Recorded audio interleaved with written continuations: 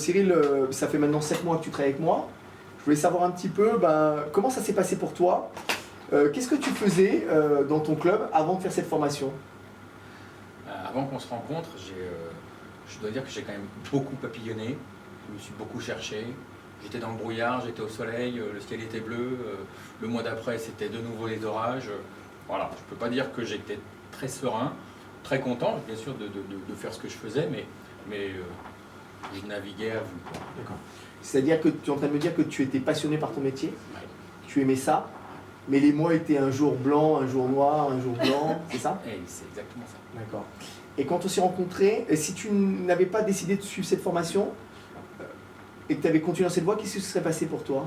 Je ne sais pas si je serai encore là pour discuter, très sincèrement. C'était super, mais voilà, tantôt bien, tantôt pas bien, un jour tu touches le fond. Et quand on s'est rencontrés à cette époque-là, quel blocage, quelle difficulté tu rencontrais à ce moment-là dans ton club?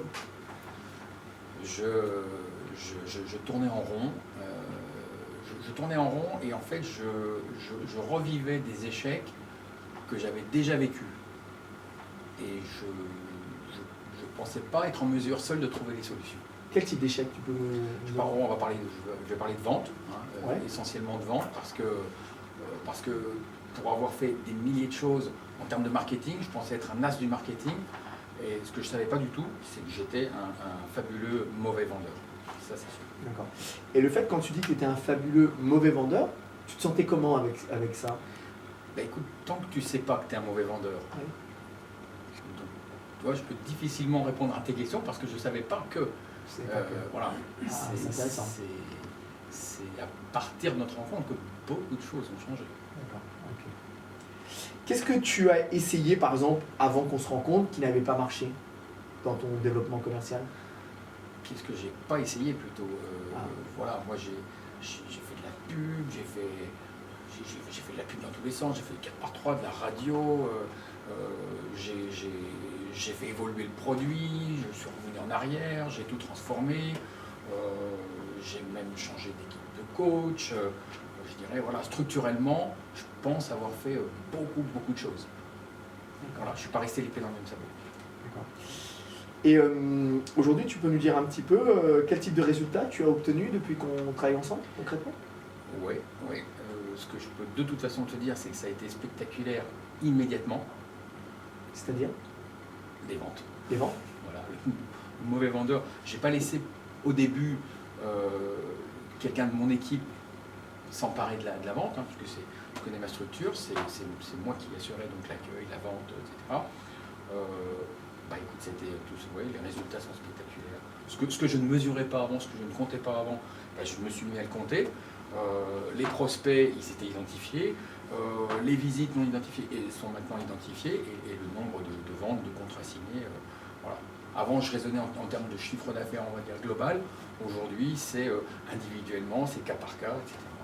Concrètement, par exemple, le premier mois, quel a été l'impact concrètement, si on devait parler de chiffres ou de nombre de contrats? Je pense que si j'avais rien fait, j'aurais fait au mois de janvier de cette année 10-15 abonnements, c'est ce que j'aurais dû faire. J'aurais fait 98. D'accord. Tu veux dire qu'avant, tu étais en performance de vente, sur 10 clients, tu en signais combien? 2. 2. Voilà. Et aujourd'hui, tu en signes combien? 9.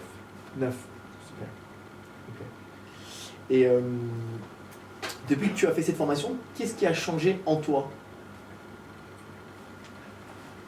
Ce qui a changé en moi, c'est beaucoup de choses. La méthodologie, l'approche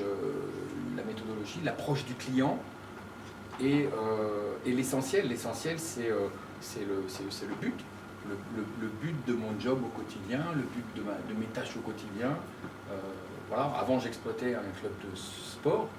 Aujourd'hui, je vends des abonnements dans un club de sport. C'est ça qui a changé.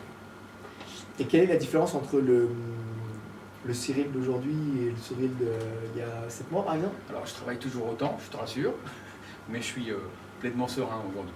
Pleinement serein, et vraiment, je vois l'avenir totalement différemment. D'accord. En termes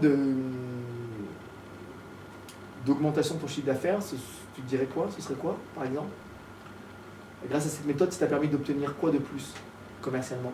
Commercialement, et même si on transforme ça en chiffres, donc on va parler d'un club qui est quand même dans sa première ouverture, première année.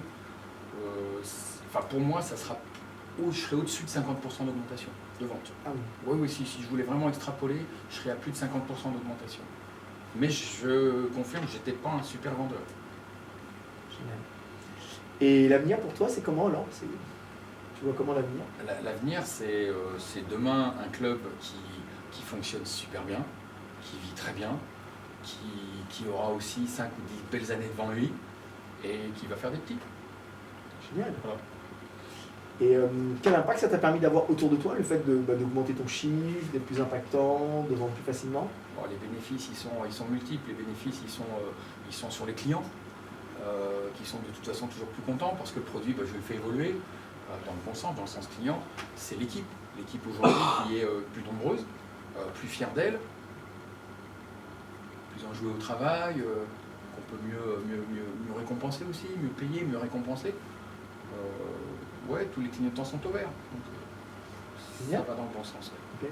Et qu'est-ce que tu dirais à quelqu'un qui démarre avec nous ou qui envisage de se lancer, de suivre le même processus que toi? Avant de lui dire bienvenue, je lui dirais déjà de faire le point sur sa propre activité. Est-ce qu'il est bien là où il est? Est-ce que si un jour il s'est posé la question d'arrêter, de faire autre chose, qu'il se pose plus ce genre de questions, qu'il vienne te rencontrer, et je pense qu'il y a de grandes chances pour qu'ils vivent ce que j'ai vécu aussi. Et si tu avais un conseil à donner aux gens qui regardent cette vidéo, quel conseil tu pourrais leur donner?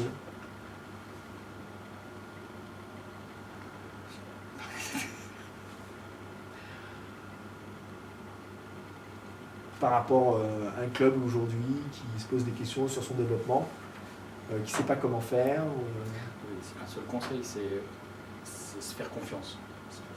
Fais-toi confiance, remets la balle au centre, reviens à zéro s'il le faut, mais va de l'avant. Parce qu'avec la bonne méthode, ça marche. Ok, va de l'avant, c'est ça que tu dirais. Va de l'avant. Reste positif, quoi. Bon, super Cyril, merci. Merci pour cette vidéo, merci pour ce témoignage. Merci à toi surtout. Super, génial.